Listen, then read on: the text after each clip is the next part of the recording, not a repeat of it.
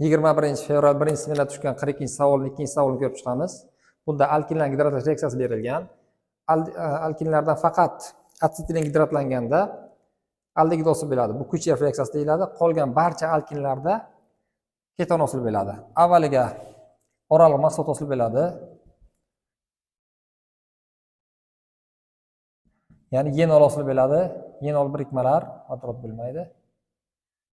Beqaror bo'ladi. Ya'ni bitta uglerodda ham quyushmoq ham gidroksid guruh joylashsa agar bunda birikmalar beqarorligidan qayta guruhlanadi.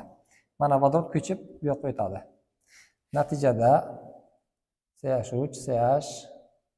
CH3 mana bu yerda keton guruhi bo'ladi.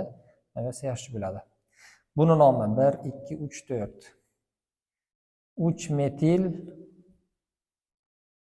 butanon 2. Mana bu nomi yenol 1 2 3 4. 3 metil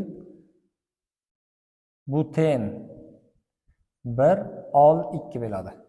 Bu moddamizning nomi alkin.